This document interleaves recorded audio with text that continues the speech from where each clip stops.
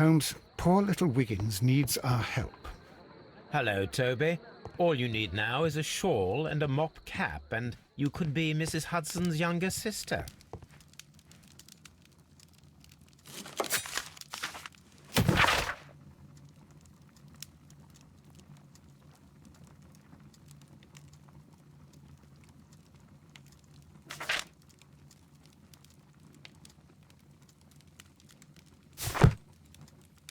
This is where I keep my post.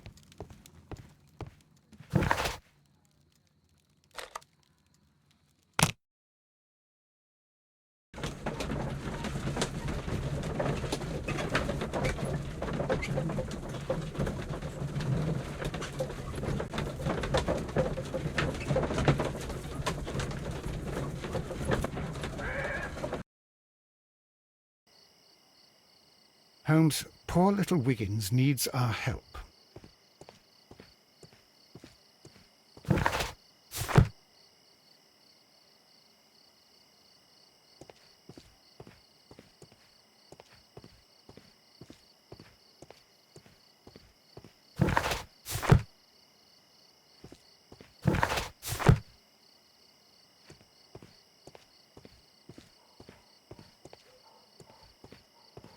Locked. Locked. Locked.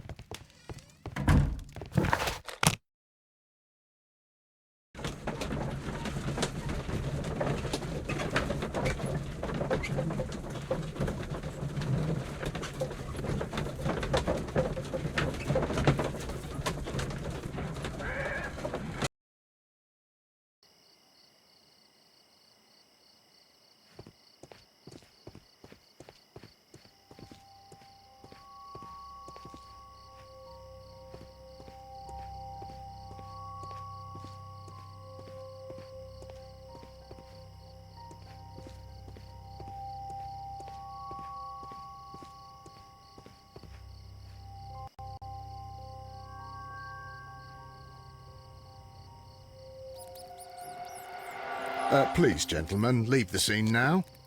Oh, Mr. Holmes, is that you? Good evening, Constable... Constable Marrow. I was here with Inspector Aberline during the Ripper case, Mr. Holmes, back in '88. But then this is nothing like that case.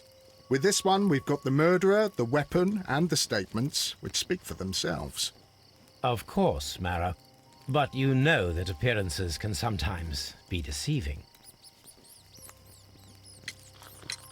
Who were the victims? The two men here, both shot. The stab fellow was Brian Vercotti, a well-known ruffian. The other, Kenneth Butler, a jeweller by trade. You spoke of statements. You have witnesses?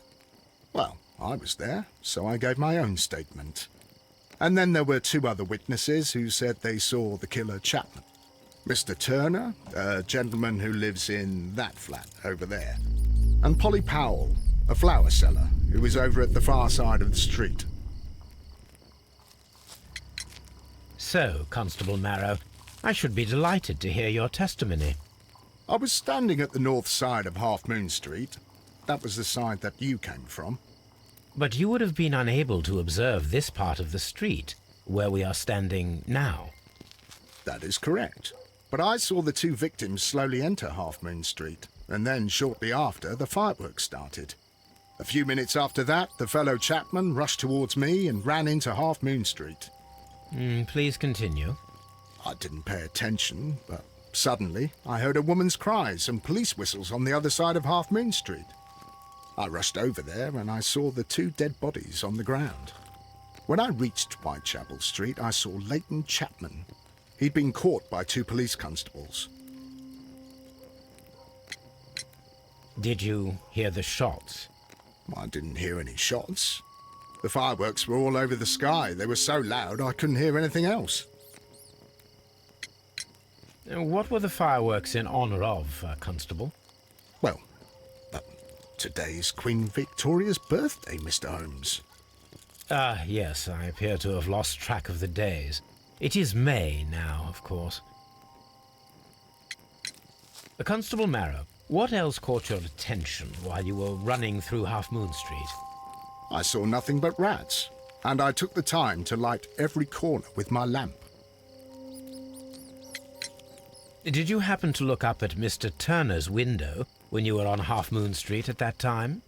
Yes, I saw that the window was open, but no one was there. It was dark in the room. Constable, your statements have been of great value to me.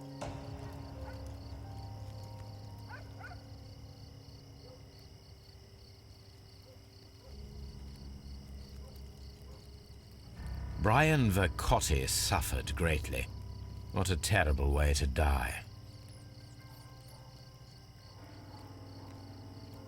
He tried to stop the bleeding with his hand. Death was not instant. The bullet penetrated his stomach, a dreadful wound. A tattoo from Westgate Prison. Vercotti must have done some time there.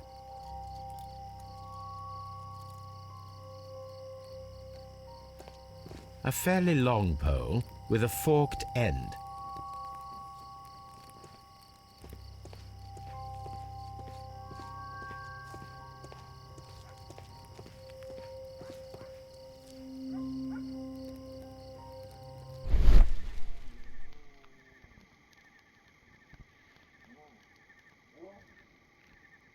A piece of wood that has stuck between the cobblestones. Let us take a closer look.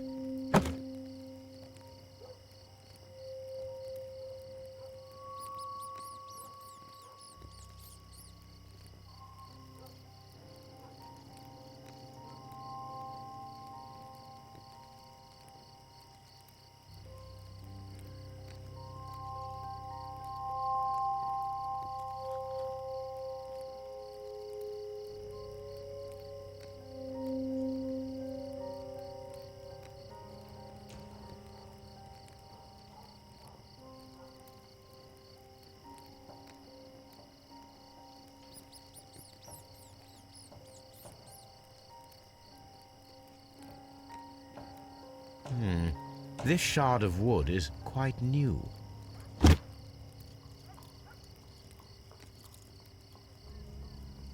The bullet struck his head. This man didn't stand a chance.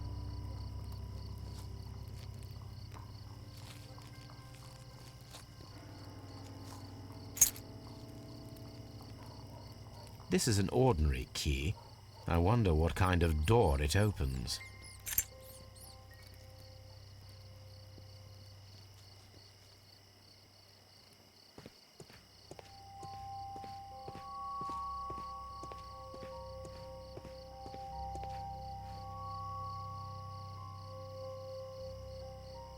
Good evening, Mr. Turner.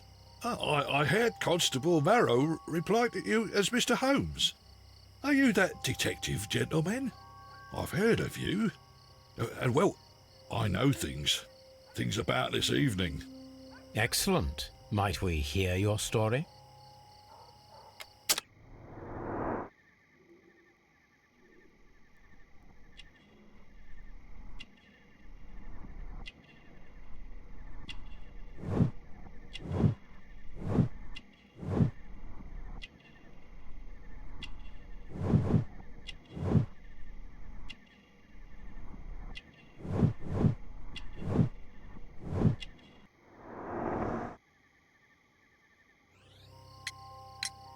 Could you tell us everything that you may have seen or heard? I was already in bed when the fireworks started. A few moments after, I clearly heard 2 gunshots from outside. Please continue. I quickly got up and I grabbed the lamp from my nightstand and I rushed towards the window. I looked down and I saw 2 bodies. And there was a man with a gun who was standing nearby. Where exactly? Well, near this body. Did he notice you? I don't think so. He rushed towards Whitechapel Street without looking around. Mr. Turner, did you see anyone else in the street? No, I saw no one but that man, the murderer, the fellow they caught. Were the 2 shots you heard consecutive? Yes, there was a very short pause between them, and they sounded different somehow.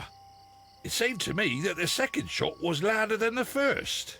That is an interesting comment. Mr. Turner, what were your actions after you stepped up to the window? I was afraid that the man with a gun might return, so I stayed close to the window till I saw the policeman coming in the Half Moon from Whitechapel. Then I walked out to tell them everything I saw. You have helped us a great deal, Mr. Turner. I'm so glad that the murderer has been caught. Mr. Holmes, did you see my brother at Scotland Yard? Is he all right?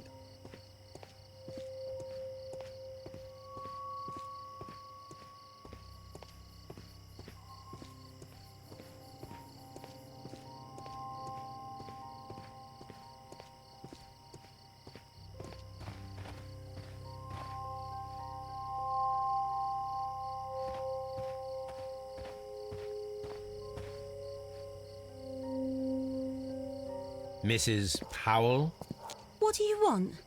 My name is Sherlock Holmes. I'm assisting the police with their investigation of the crime that took place this evening. Well, I've already gave my testimony, but very well. Could you tell us everything that you may have seen or heard? Yes. I was selling my flowers as usual, and then the fireworks began, in honour of Queen Victoria. I enjoyed those. But then, all of a sudden, a young lad ran out of Half Moon Street and stopped just by me. He had a gun in his hand. He was like a ghost, and all covered in blood. It was dark, but I could see him, because of the flashes from the fireworks. And then? I screamed as loud as I could. I knew that a policeman should be on duty in the vicinity. He had no time to escape. 2 constables got him.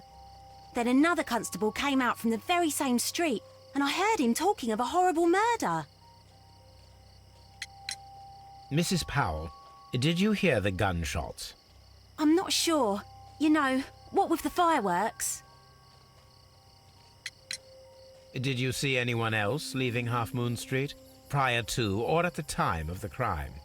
No, sir, I did not. Even with all the fireworks, I was very attentive, as I'm always on the lookout for customers. My thanks to you, Mrs. Powell. Such a young man, and...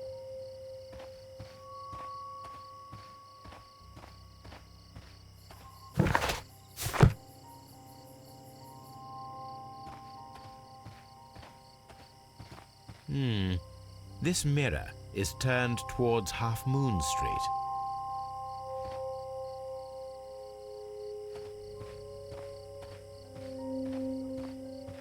Locked. Locked.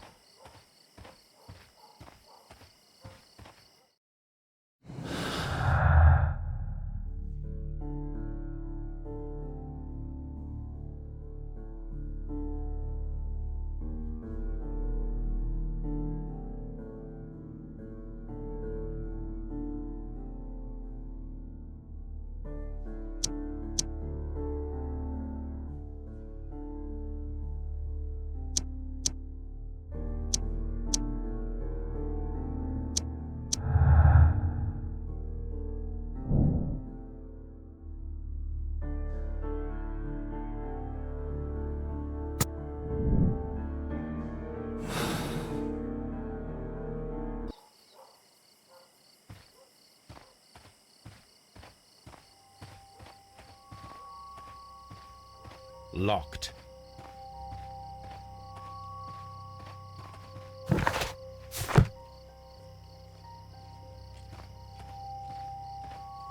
Locked.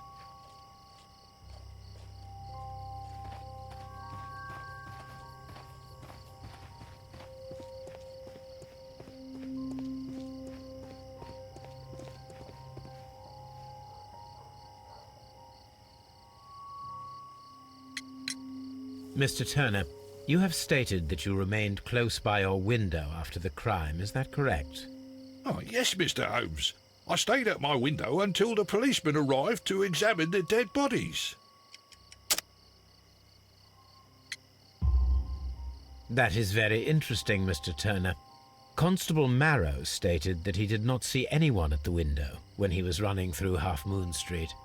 Well, I think Constable Marrow and me, we might have been distracted by the whistles and shouts coming from Whitechapel. We could have missed each other somehow. You understand what I mean? It was a bit of a stressful moment, to tell you the truth, sir. Allow me to form my own theories, Mr. Turner. Would you mind showing me the view that you had from your window? Not at all, Mr. Holmes. Please, follow me. Mr. Turner appears to live very modestly.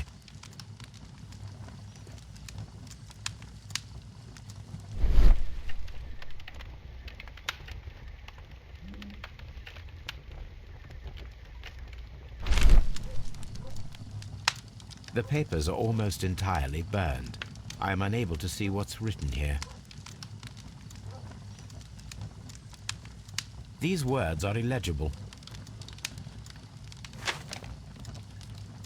This fire is dying out. It was last tended to over an hour ago. The papers were thrown into the fire just a short while ago.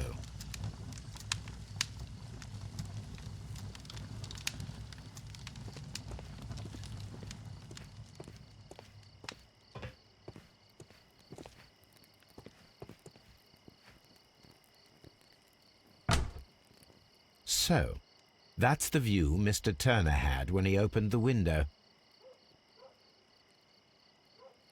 The dead body of Kenneth Butler. Brian Vercotti's contorted corpse. Mr. Turner had a perfect view of the crime scene. He saw the bodies clearly, and Leighton Chapman standing over them. Anything else you would like to know, Mr. Holmes?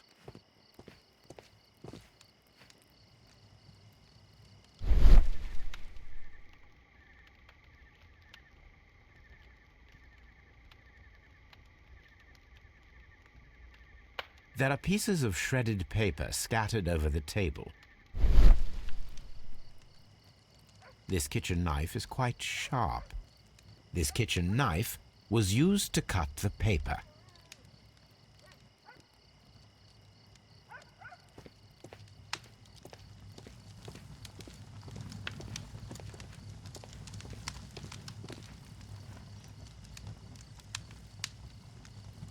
The books on this shelf are in a mess. It looks as though Mr. Turner was trying to find something in a hurry here a short while ago.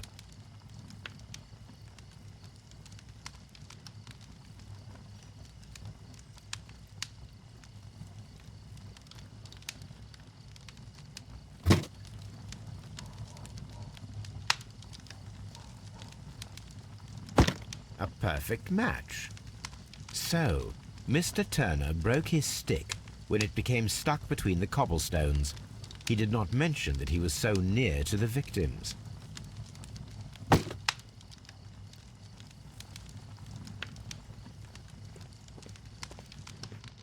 Mr. Turner was roused from his bed by the sound of gunshots.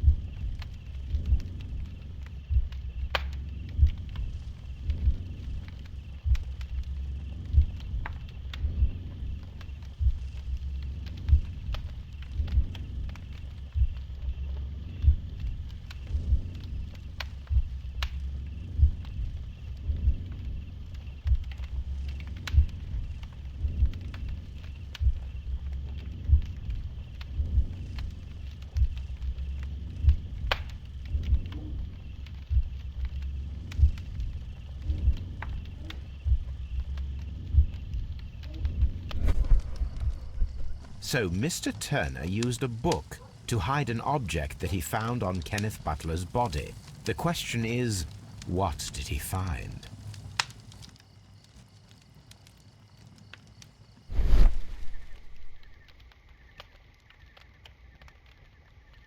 I can see prints from greasy fingers upon the cover of this book. Let us take a closer look.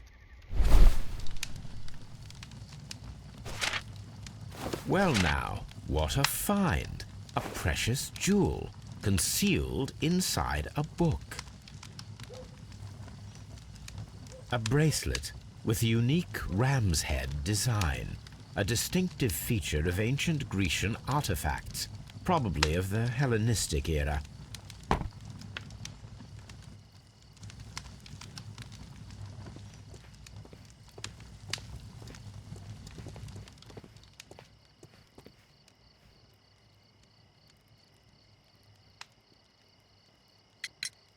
Mr. Turner, how would it be possible for a man of advanced years, such as yourself, to rush from his bed to the window in a matter of seconds, as you have stated?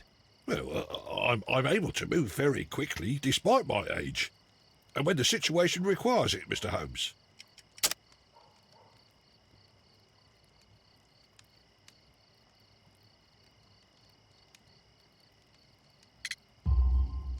I highly doubt that, Mr. Turner. I observe that you suffer a severe limp due to your injured right leg. It would have taken at least 10 seconds for you to approach the window. That means you could have easily missed something or someone in Half Moon Street during that time. You're right, Mr. Holmes. I could have missed something. But it did seem to me that everything happened so quickly. Time can pull tricks on you. And what of everything else that you told us? Mr. Turner, it is vital that we have your complete and true statement. Mr. Holmes, I do assure you that the other things I said were most sincere.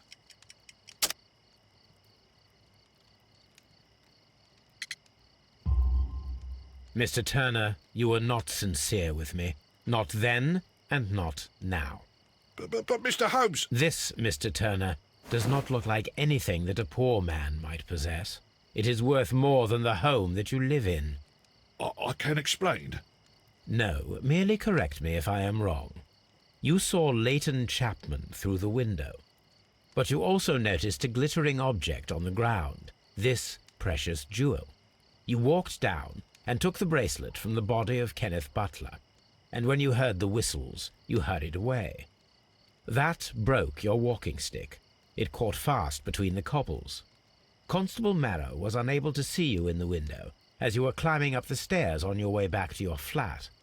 Upon returning home, you hid the precious jewel inside a book. Mr. Holmes, please don't send me to prison. I didn't do anything bad. I'm just a poor man. When I chanced upon the bracelet, I saw it as an opportunity to make a little money. I was desperate. I only took the bracelet, that's all, I swear. You made a mistake by lying to me. But you are not a criminal. I believe that. Although I must return this bracelet to its rightful owner. That's why it's better to stay at home at night.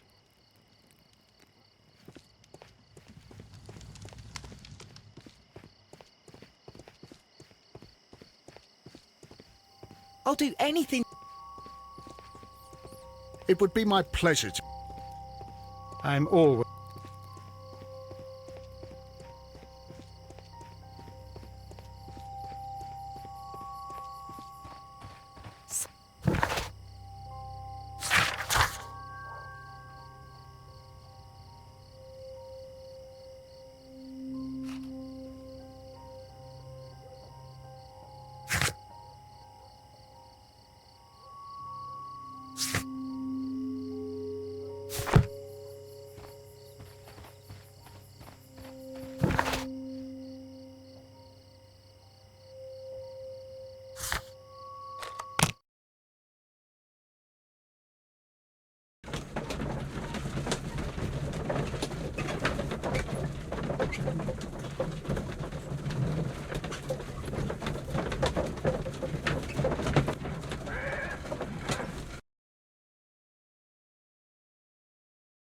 Mr. Holmes, whatever brings you here so late at night?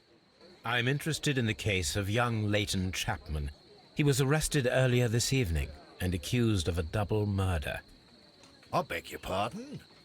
That case is quite clear to the police. Or are there any new facts that we don't know about? Who knows, Inspector? Look, you are free to investigate, of course, Mr. Holmes. Chapman was arrested with a revolver in his possession, which you can find in the evidence room. The suspect himself is in custody. Did you find anything else on his person? A few personal belongings. Nothing particular, Mr. Holmes. Thank you, Lestrade. Mr. Holmes, what is the trouble with that lad? Isn't he guilty of murder? I'm always...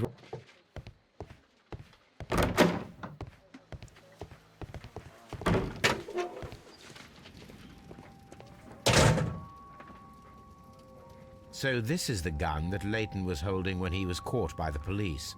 It is a Webley revolver, a reliable weapon. It seems as though the shells were not removed from the cylinder.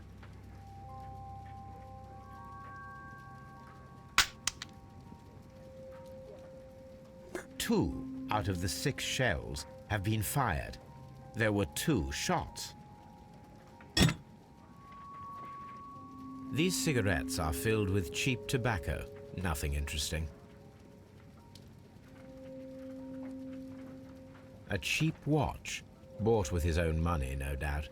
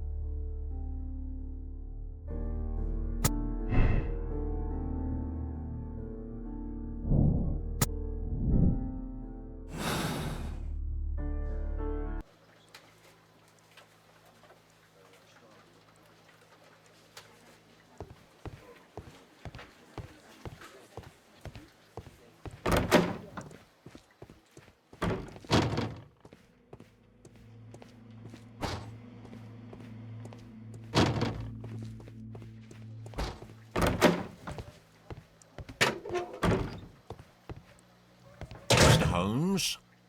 Please escort this suspect for interrogation. Good evening, Mr. Chapman. Who are you? I've got nothing to say. It's all a mistake. Calm down, Leighton. I have come here to help you. To find out if you truly are innocent, as your younger brother Wiggins has told me. My brother? You know him? Then that means you're... Sherlock Holmes. Oh, blimey. All right, Mr. Holmes. I'll tell you everything.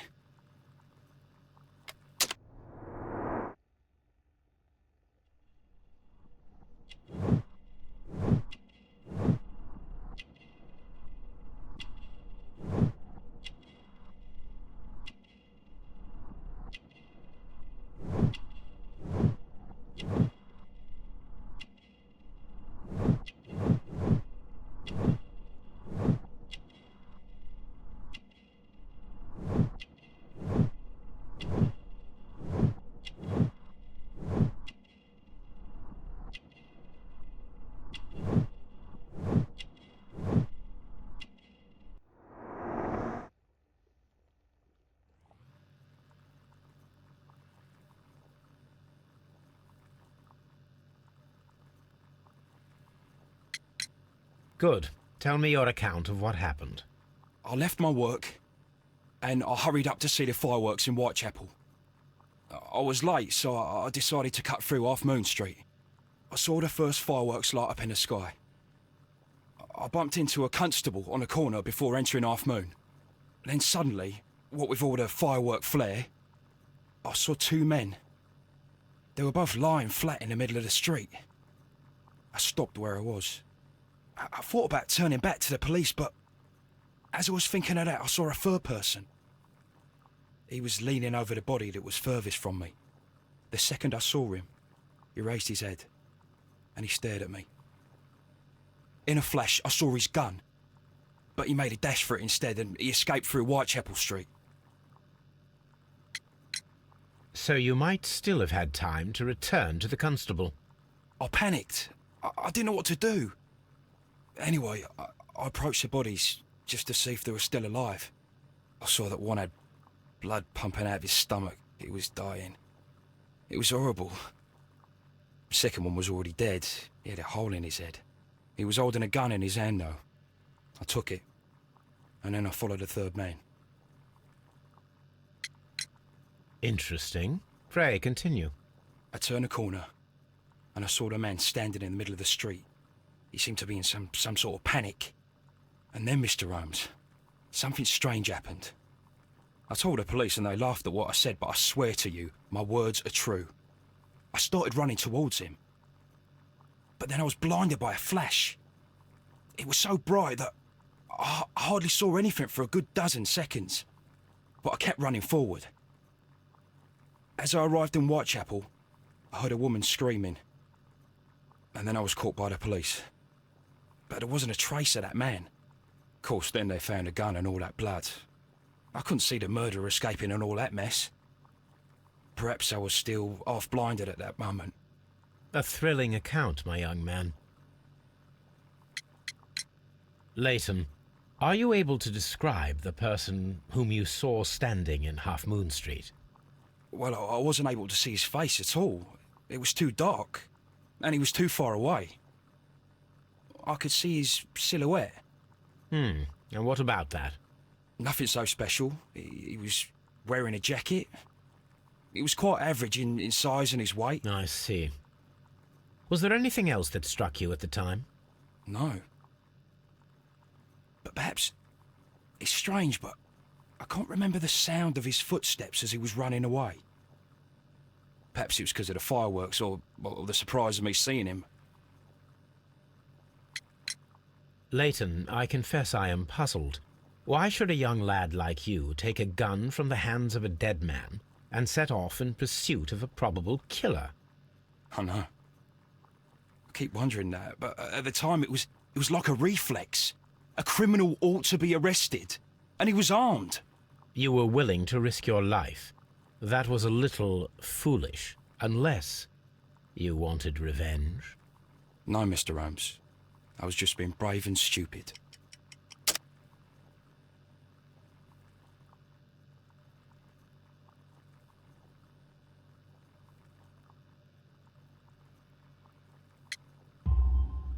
I'm sure that you were, but I believe that you may have recognized one of the victims, Brian Vercotti. You knew that gentleman well, did you not? However could you know that? You have a typical tattoo of the Westgate Brotherhood upon your hand. I observed exactly the same mark upon Mr. Vercotti. You came to know him from your sharing a past prison sentence. Am I correct, Mr. Chapman? Oh, God. You're right, Mr. Holmes. Would you tell me a little about Brian Vercotti? We were convicted for a robbery. Once in prison, both of us joined one of these fraternities. During that year, we tried to help each other out, you know? You were quite young then, I believe. Yes, Mr. Holmes, we were. We'd only stolen a pound of meat. After we were released and when I saw what my little brother had become, I decided to work towards living an honest life. And Vercotti? He had a hard time. His sister had died in a Whitechapel dispensary while he was in prison. He had no family anymore. Our paths split. He fell back into crime. So you lost him? Yes. And for around 2 years, I heard no news of him at all. We shall see you soon, young man.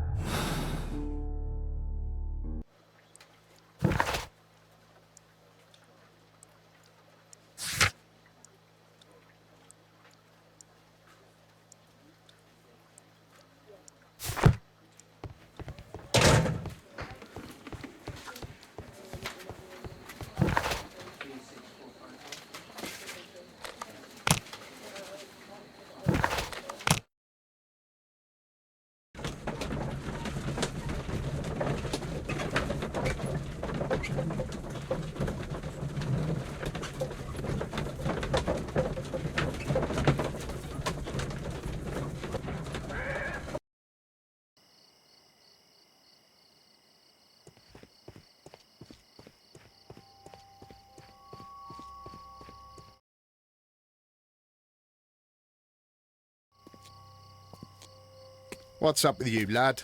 What are you waiting for? I'm waiting for my brother to be released. Your brother? The one that you caught, beat up and imprisoned. Ah, the murderer. He ain't killed no one, copper. Watch your mouth, lad, else you'll be joining that worthless brother of yours.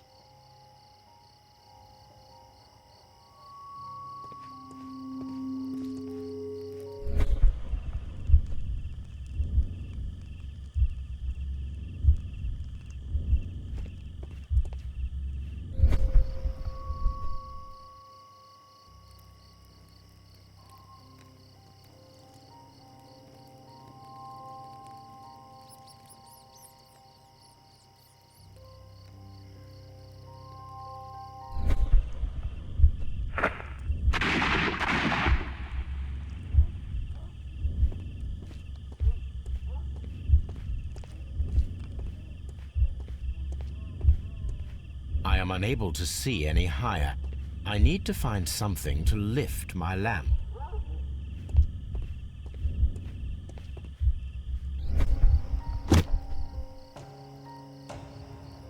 This should be useful.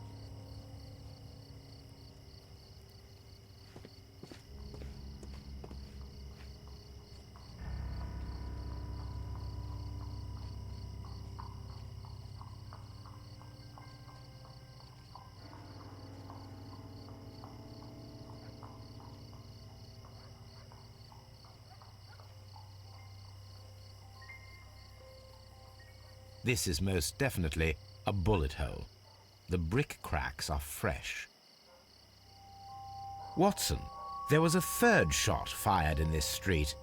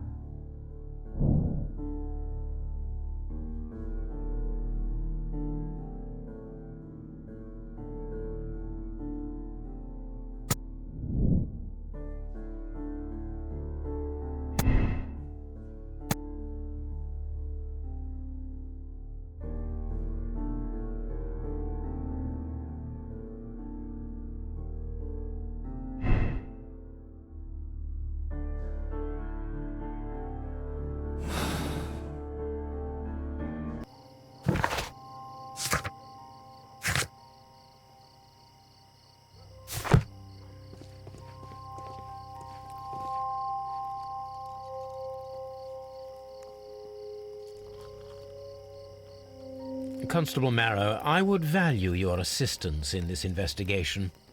It would be my pleasure, Mr. Holmes. I would like to make sure that there are no places in Half Moon Street where a man could hide while you were running through it with your lamp. All right, Mr. Holmes, what should I do? Take your lamp and start walking, just as you did before, and try to find me. Understood.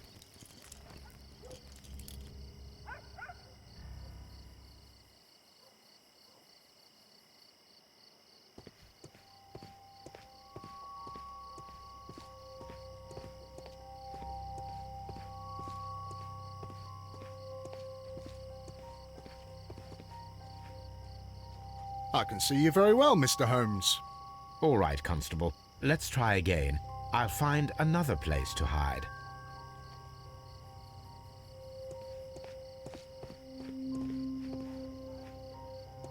Here you are, Mr. Holmes. All right, Constable. Let's try again.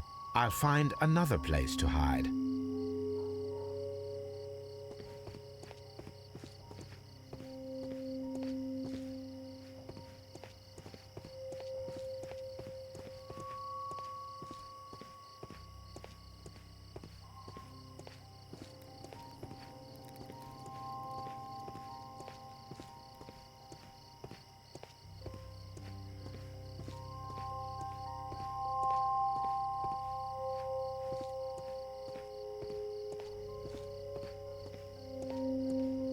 Mr. Holmes, it wasn't difficult to find you at all.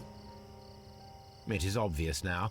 No one could escape Constable Marrow's lamp while hiding in the street.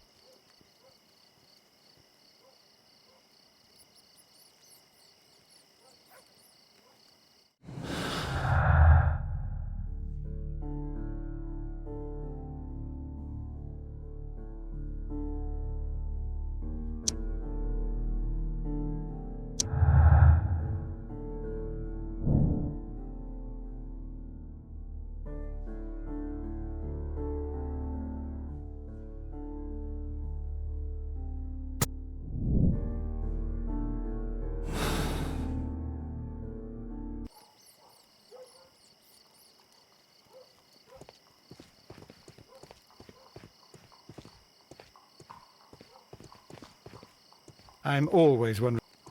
It would be...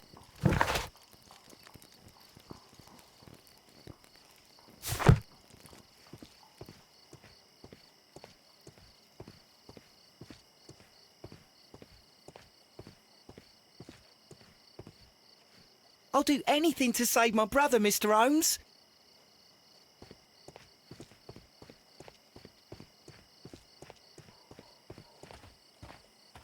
Such a young man.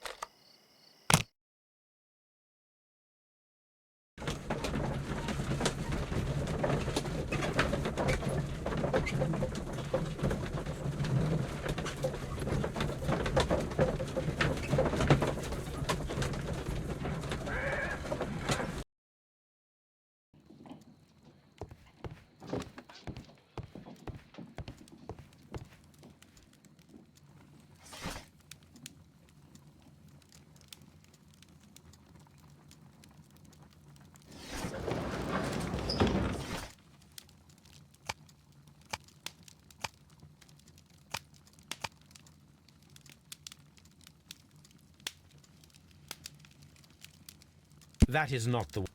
That is... That is... That is... That is...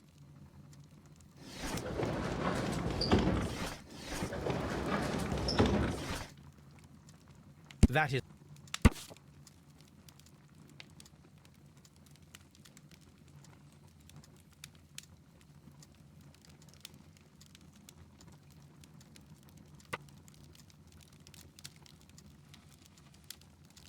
Here it is. I need to continue my research in my archives.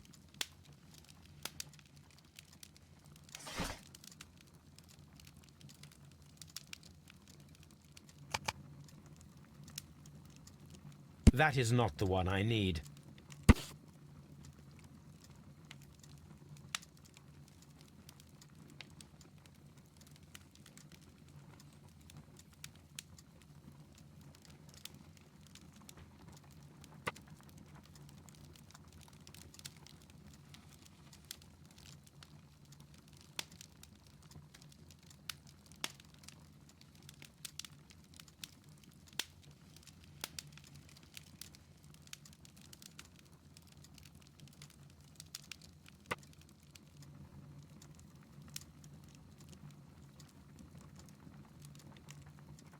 Here it is. One of the victims, Kenneth Butler, was involved in the story of the stolen Hellenistic treasures. A visit to his pawn shop should tell me more.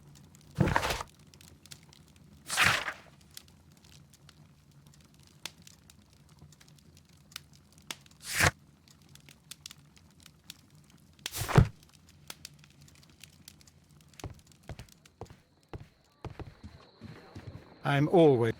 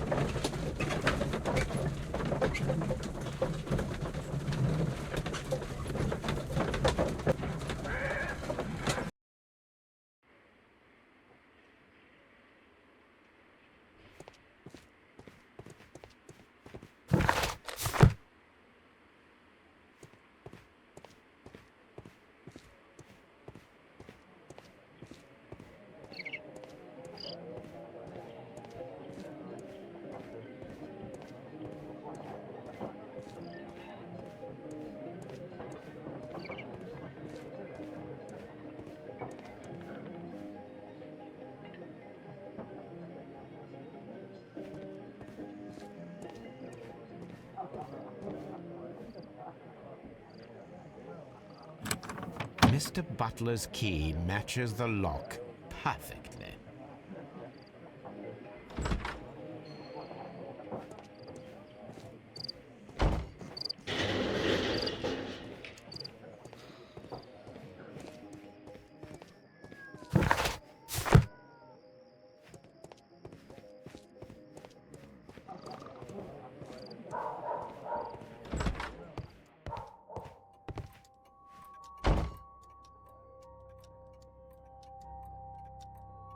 These tools are exactly what I need to climb the wall.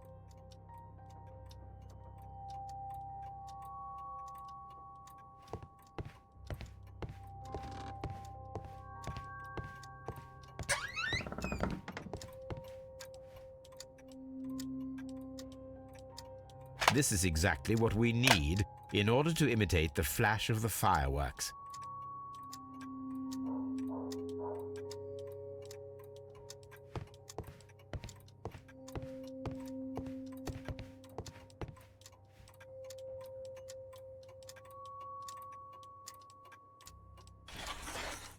It looks as though Mr. Butler kept a careful record of his operations.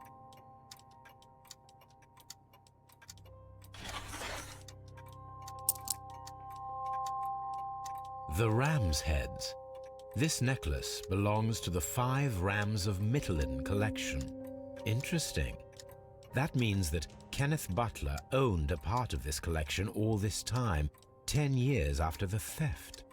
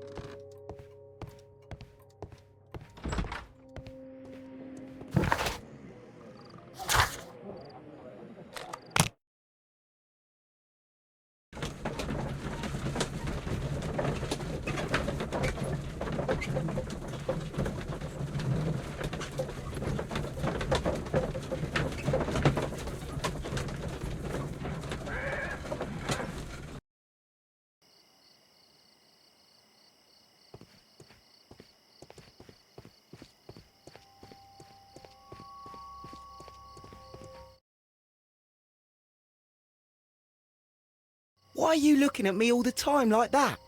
I'm just watching you, lad. I never know what to expect from people like you. People like me? Yes, street beggars and thieves. I ain't a thief. Oh, no? Then where did you get whatever it is that you're gnawing on? I very much doubt that you bought it. What ain't seen can't hardly be stolen.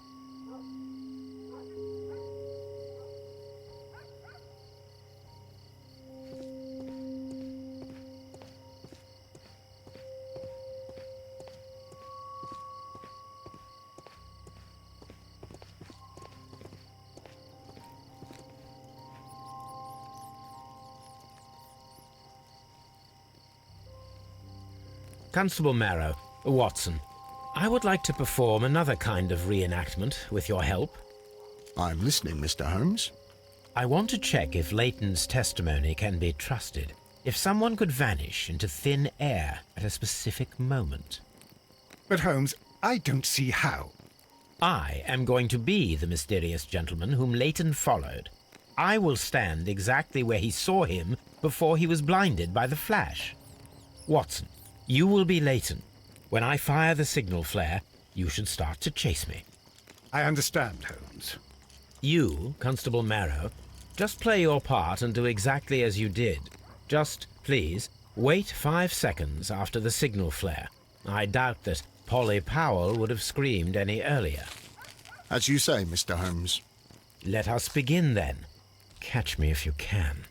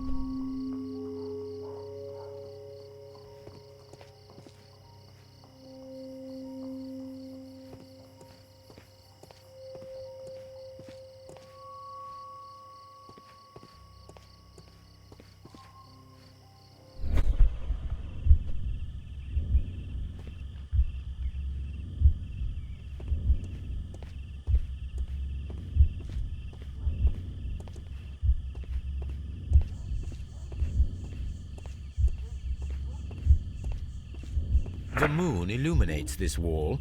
Anyone trying to climb it would be easily spotted by Constable Marrow.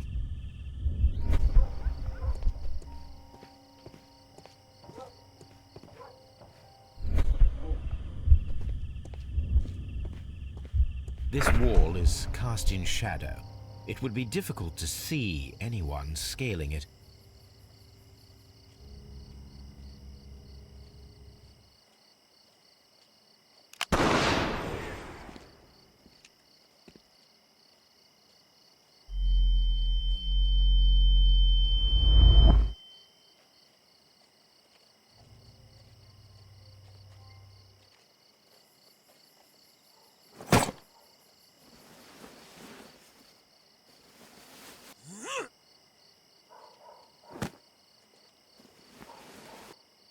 I can barely see anything.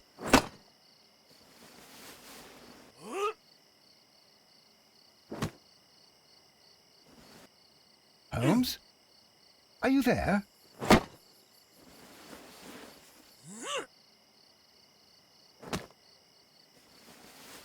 I should try climbing faster.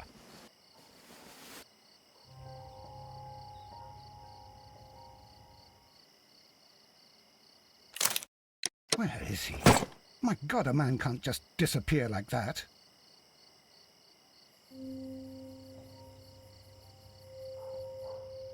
Holmes?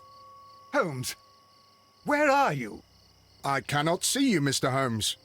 Dr. Watson, it seems that Mr. Holmes has disappeared. Don't worry, gentlemen, I am up here, above your heads. How on earth did you get up there, Holmes? I am using crampons and a climbing axe. although the person we are looking for did not leave any traces of such tools. Constable, is there any way to get to the top of this building? Yes, Mr. Holmes, I can show you. The door to the building can be found from Whitechapel Street. Gentlemen, I am on my way down.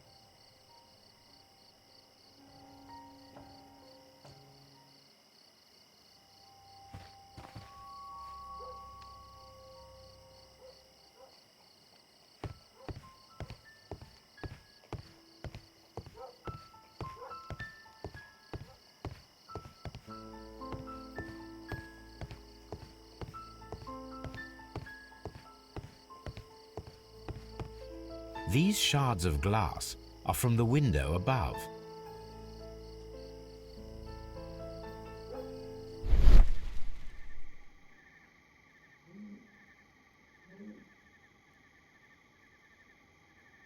A cluster of thick black threads.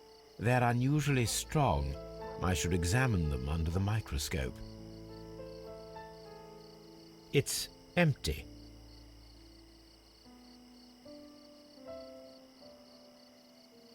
Someone broke through the window to get inside the attic, but in his haste he ripped his jacket. We can conclude that the person whom Leighton saw climbed up the wall, broke into the attic window, and escaped through the hatch.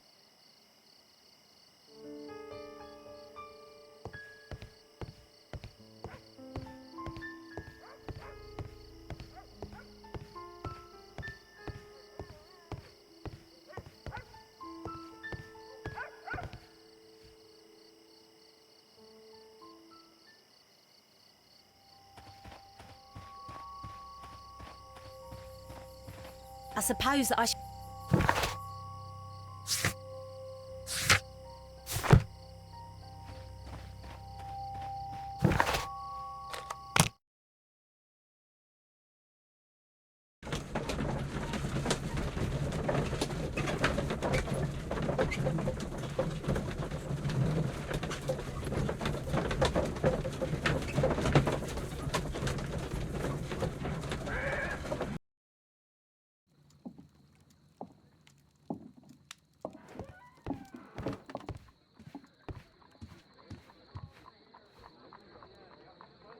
Let us take a closer look.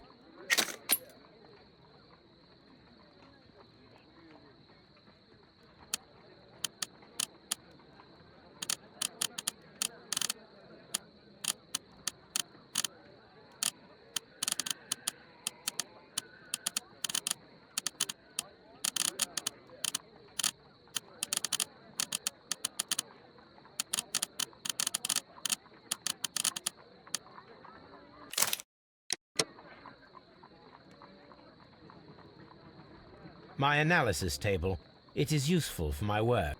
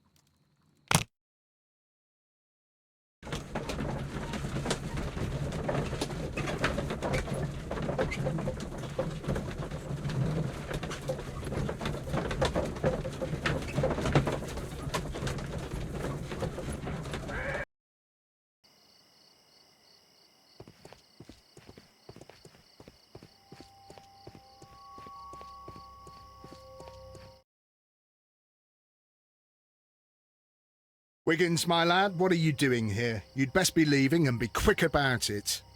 I've done nothing wrong. You'd learn more by watching Mr. Holmes. He knows exactly what he's doing. Not like you. Oi, watch your tongue.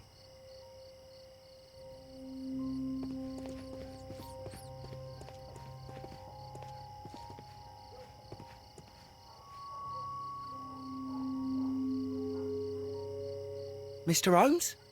We have good news for you, Wiggins. The investigation has proven very interesting so far. We found facts and details that confirm your brother's innocence. I knew it, Mr. Holmes. But for now, Wiggins, we need your help. Anything you like, Gov. I need you to locate a circus that has stopped over in London. It needs to have disposed of at least one exotic animal, a very large one. You can count on me, Mr. Holmes.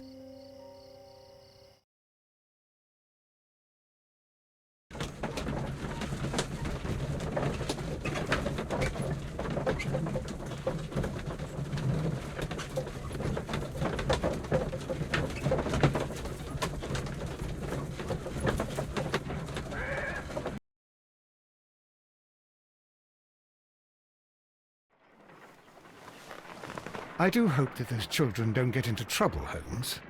Don't worry, Watson. I predict some news in 7 seconds. Mr. Holmes, we found it. Here it is.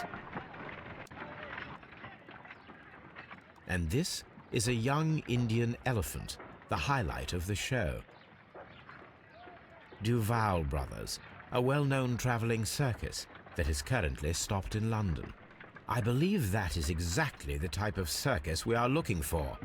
I'll pay it a visit.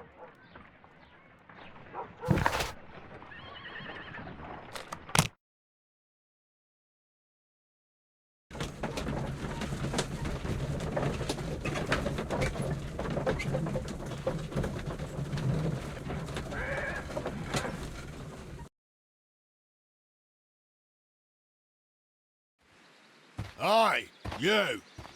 Stop right there. Good morning, sir. Pardon me, but why am I not allowed to walk around here? Because it's private. Well, I only wanted to meet the artistes. Hmm? You're wanting to apply for... Nah, you don't look like the type of, artistic lockpicker that we're looking for. You might be surprised. What? Nah, I don't think so. Clear off. You're a bit slow to catch on, eh? Get lost.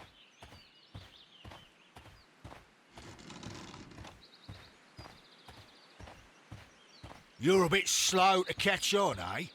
Get lost.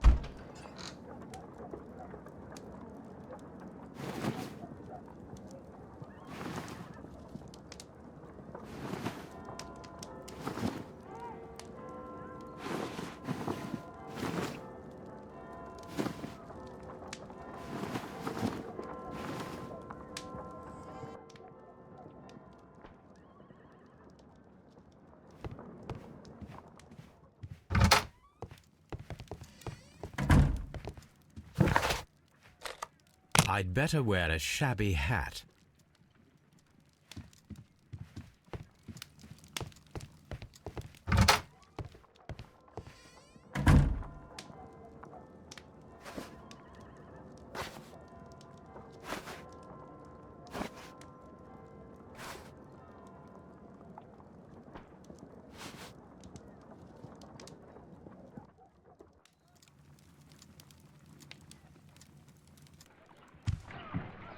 Stay where you are. What are you doing here, and where is Sherlock Holmes? Calm down, Watson. Take deep breaths now. It's me. Oh, thank God, Holmes. I can't get used to your disguises. Thank you, Watson. That means I am ready to go. Holmes, I won't be able to join. It's all right, Watson. I...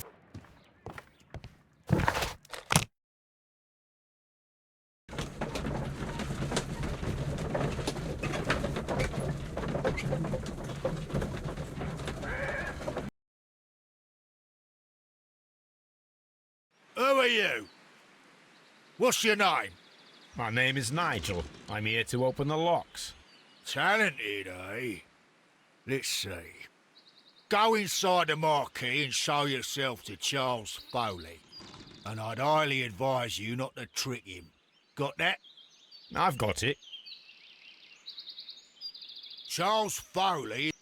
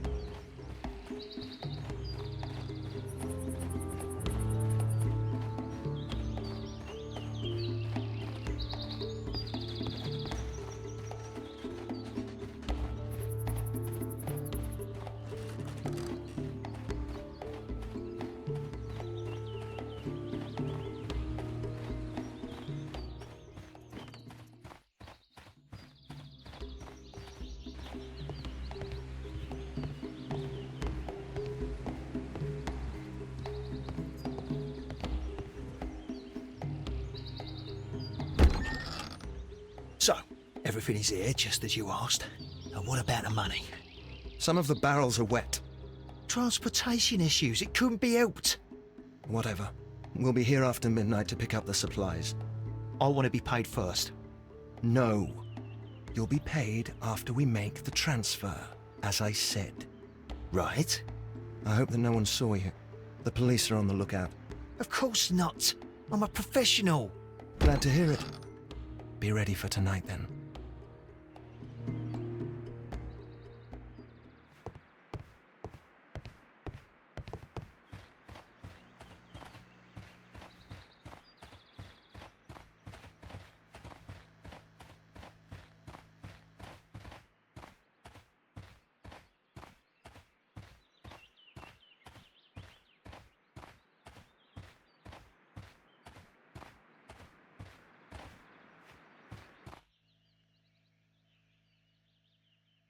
This wooden barrel is damaged.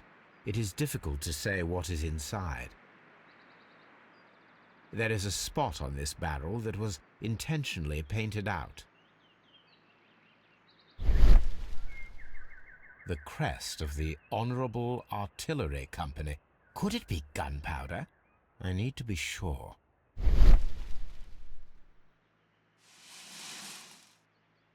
Judging by the fractions and the scent, I can confirm that it is, in fact, gunpowder.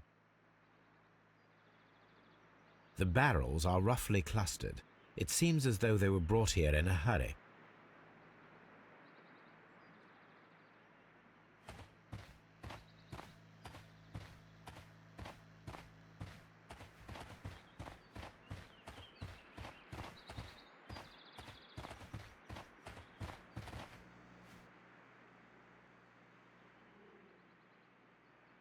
That's a picture of a contemporary gentleman wearing a Robin Hood hat. Interesting. From lambs into lions, Those are words of encouragement and defiance. This poster was clearly made to fire up rebellion amongst the people. This printing press is old, but still quite capable of printing hundreds of pages per day. There are enough posters to paste across half of London's walls. Powder kegs, a printing press, and a great many blank papers. All of this was stolen by the Merry Men quite recently. And these poster samples. I am quite sure it is not a coincidence. The Merry Men are planning some sort of sabotage. Stop right there. Who are you? Are you Charles Foley? Maybe. They say that I can open any door. Do they now? We'll see that lock near the chains on the table over there. Open that.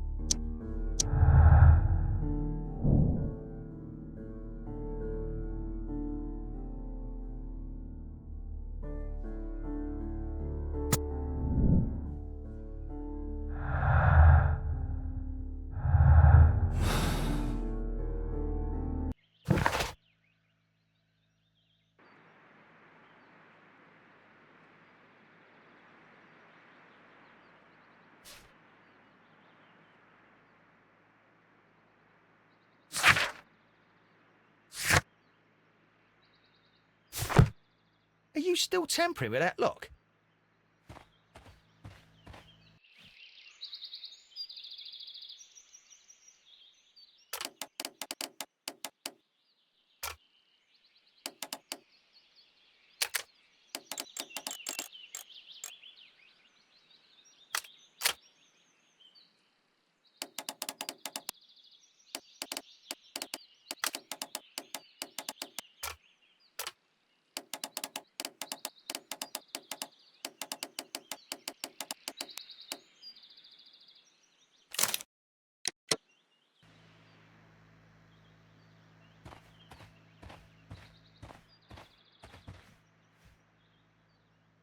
Oh, well, they're right.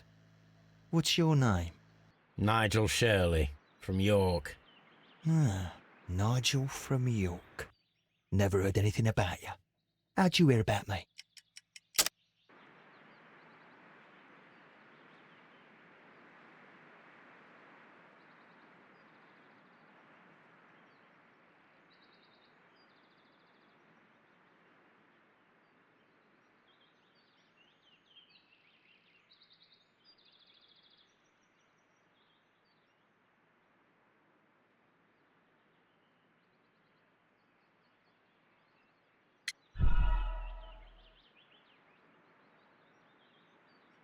Ah, Nigel from York. Never heard anything about you. How'd you hear about me?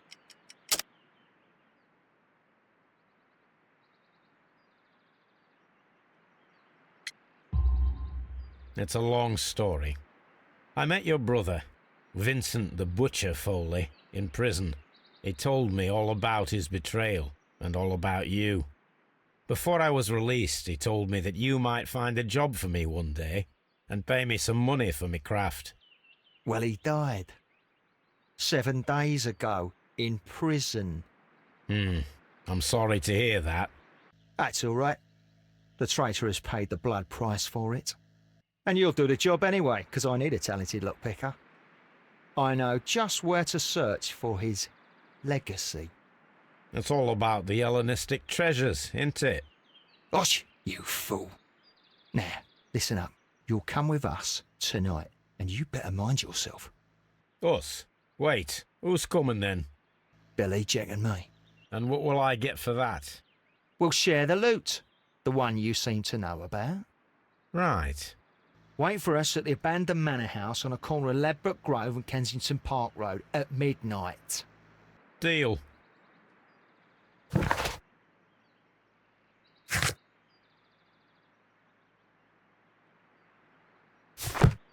We'll see you at the manor, Nigel.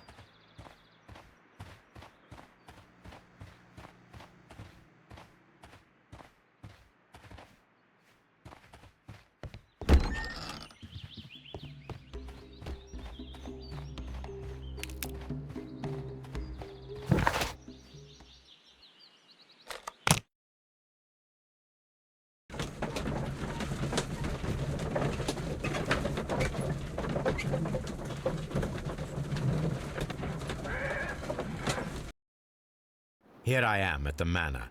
Somewhere inside it are the Hellenistic treasures. This lock is quite old.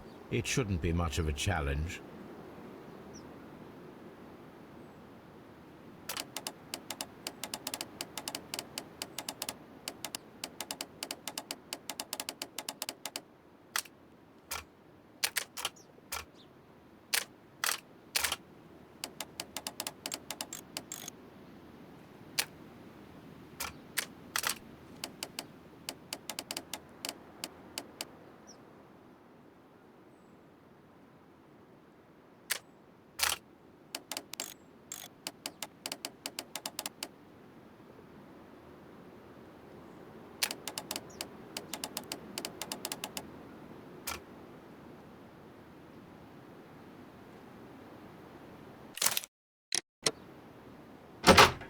I need to find where the safe is hidden and lockpick it.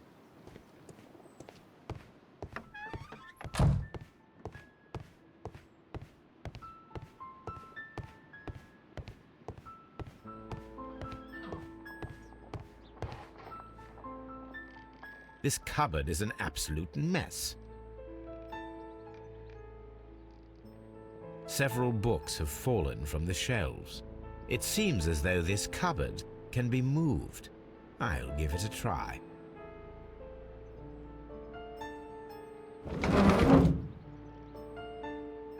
So, that's the lock I must open tonight. Let me see.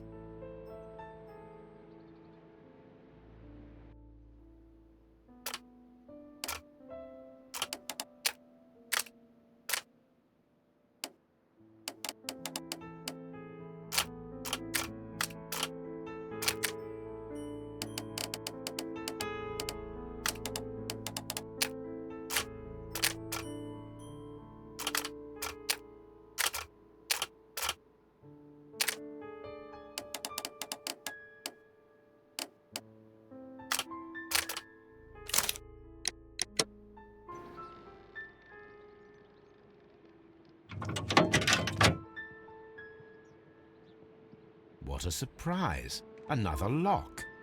And I won't be able to pick it. I recall that precious key around Foley's neck. It might prove a decent fit. I suppose they hired me to only open the first lock. Let us wait for the thieves, trap them, and find out. Let us check the thieves' possible escape routes in the event that they are caught off guard by the police from the front door.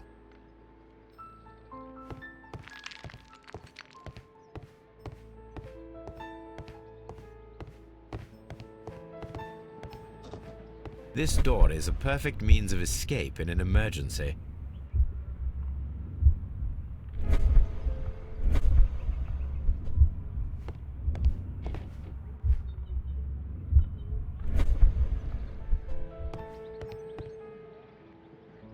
This should be useful.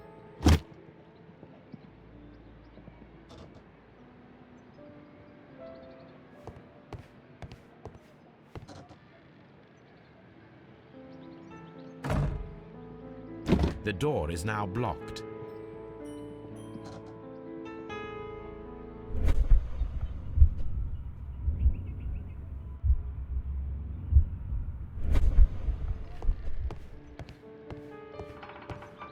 The ground floor window is a perfect way to escape the police.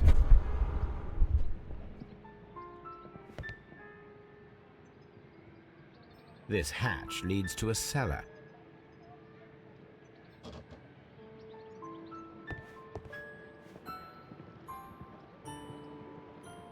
This hat.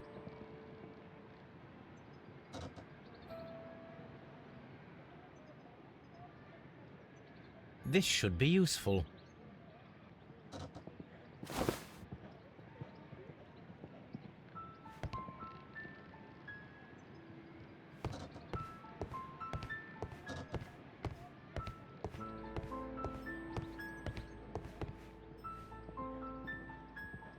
This works very well. No one will escape through this window now.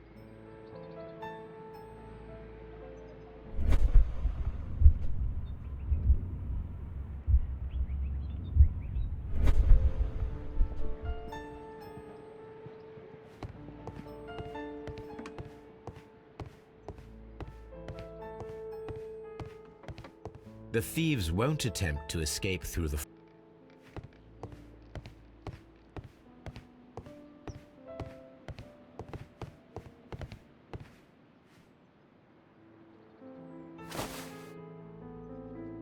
I wonder what this old chandelier is doing on the floor. It looks as though it was poorly attached.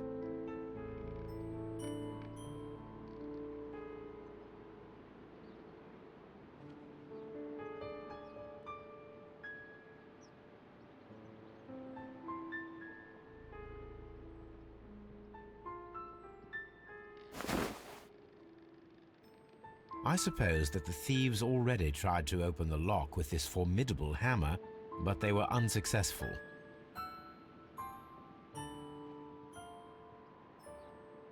Now, if anyone takes the hammer, the rope will uncoil and make the chandelier fall. If he runs through the dining room and takes a sledgehammer to force open the door, the chandelier will knock him down.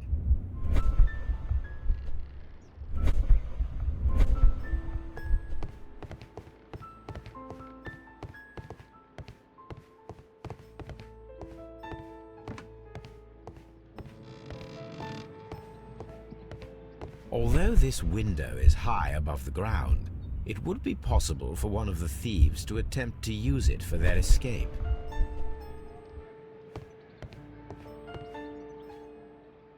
This should be useful.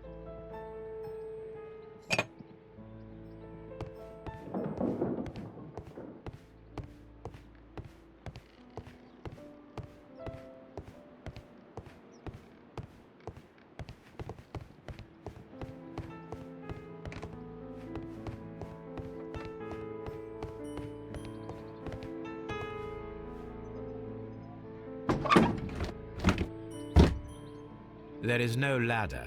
If anyone falls here, he will need assistance to get out.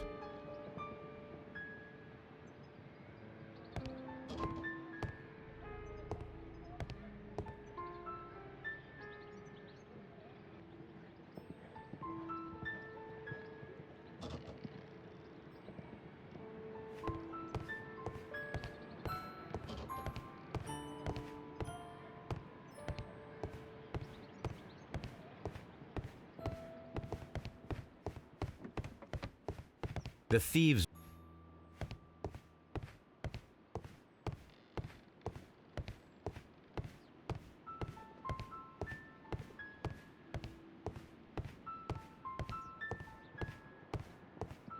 The door is now...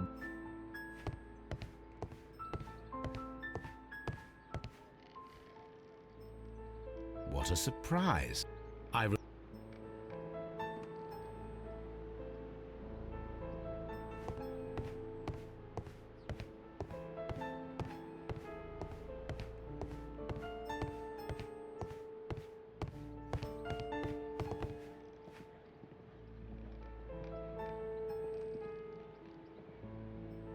One step on these beads, and our thief will go flying. I should walk carefully here, else my plan will be ruined.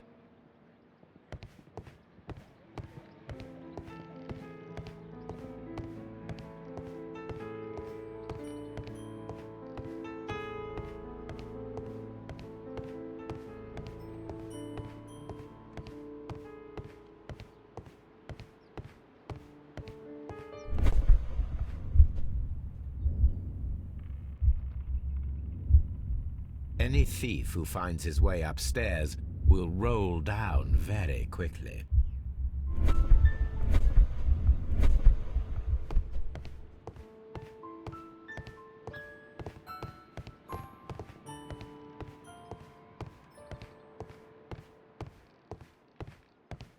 The thieves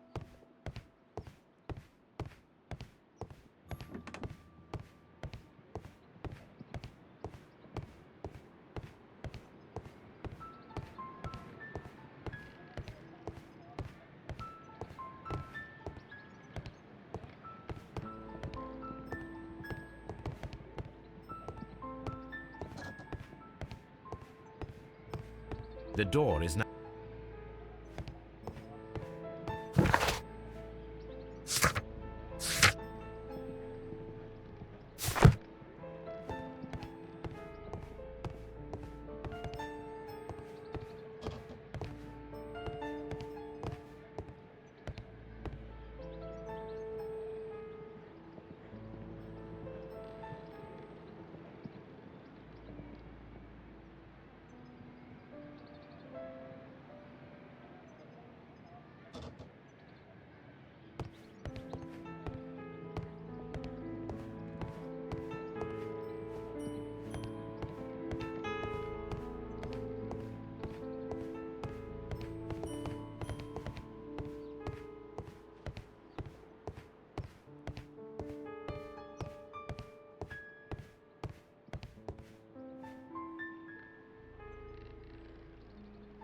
This should be useful.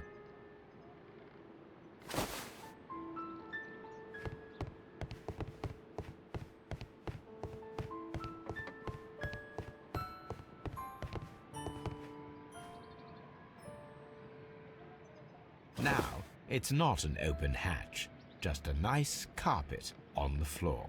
I should walk carefully here, else my plan will be ruined.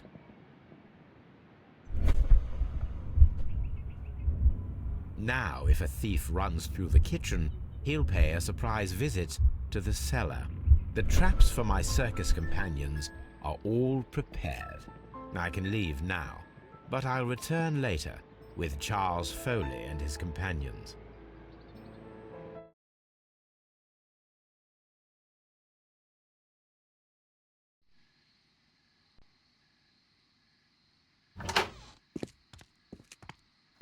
Police! Police!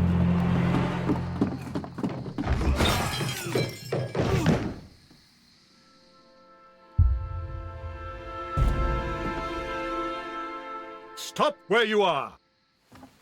Where are they? Trapped, Watson, with your assistance. How so? You sounded just like a real bobby, my dear fellow. You startled them into the traps. I did?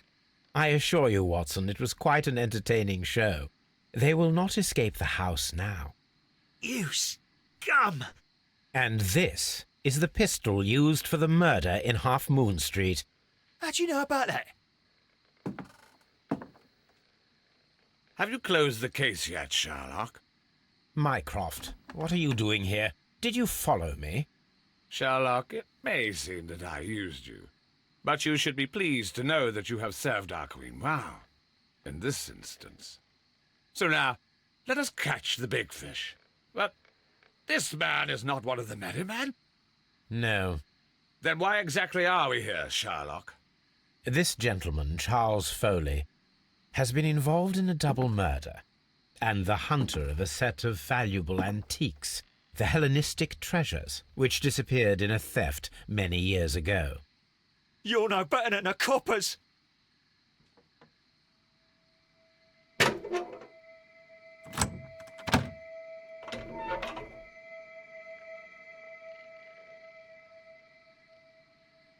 Holmes, that is incredible. The Hellenistic treasures. Indeed. Nothing but trifles. Where are the merry men?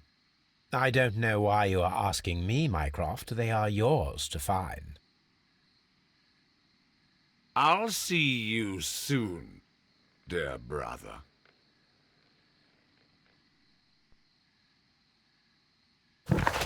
Don't move, you flim-flammer.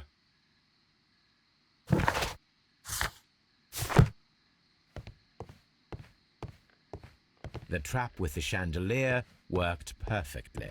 Charles Foley has been knocked down. Holmes, I have...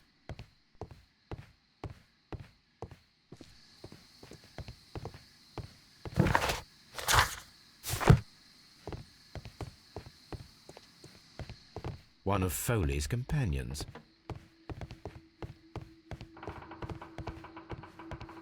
One of Foley's companions.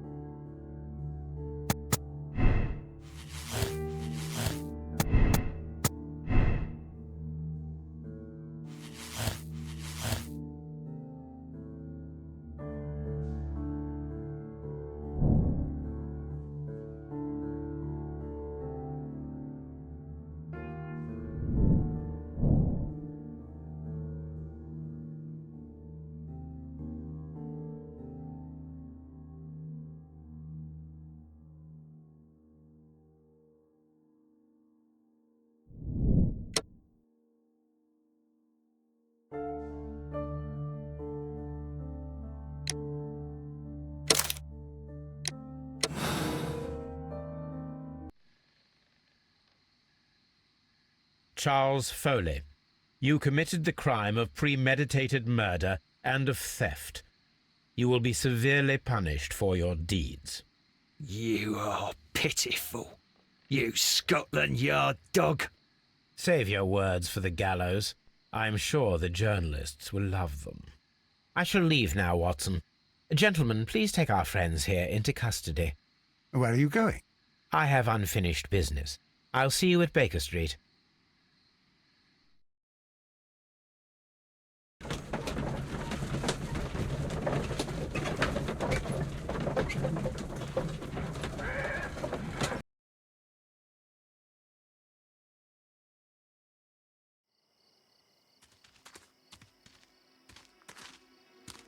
Be careful with the lamps. Don't bring them too close to the barrels.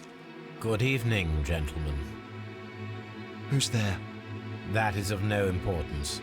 What matters is who you are and the plans that you have here. So you can stop us from carrying them out? Eventually, yes. Hey, careful. You'll blow us all up. I'm listening. We are a group known as the Merry Men. But I suppose you knew that already. We are the men who've already lost everything of value in their lives. We are ruined shopkeepers. We are workers who were fired from their jobs, honest people who were robbed.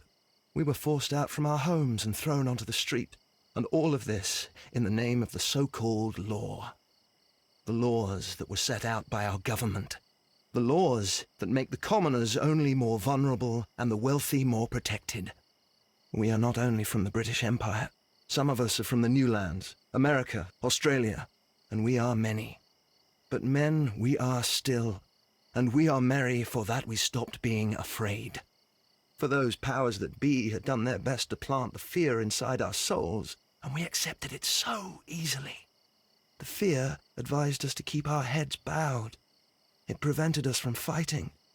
Bankers and politicians, they own our lives, our work, our bread, and they push us to compete between each other just to see who may serve them better. But in the end, they are the few, so they are weak. They are nothing without their titles. We should not fear them. Our so-called masters should fear us instead. The time has come for our group to stand tall. Our great and many merry men. We are going to blow up the London Stock Exchange. No life shall be lost. But ownerships, debts, and property titles? They shall all be destroyed. They're only papers, after all. So many people will be freed over this night. That is a radical step to take. What result do you truly expect? Chaos. But soon people will understand that they are free, and that they don't belong to anyone. They will be able to work for themselves, together, without letting the rulers dictate what to do, and finally justice will arise. What you are intending to do is a crime. It is not justice. How do you see justice, then? Kids go to prison for a loaf of dry bread. And how many lords do you see punished for stealing from their people, sending them to their deaths in mines or overseas to fight for land? Our masters wouldn't hear us. So now it's time to sing the song of the merry men. Will you let us do our duty?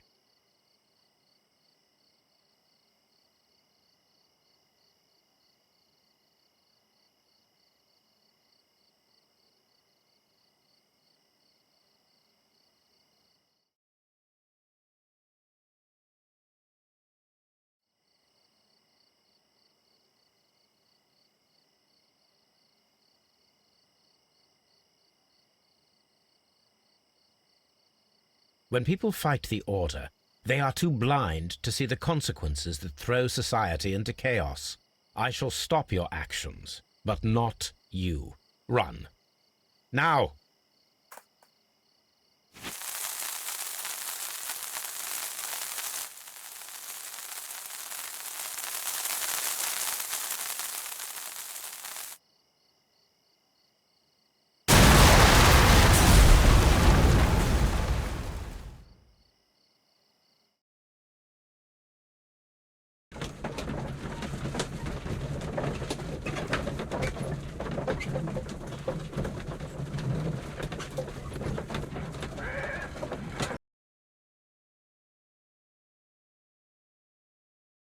So, you're interested in Russian literature now?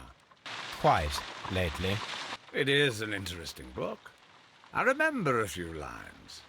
Really? I tried reading it myself, but I had a hard time understanding it.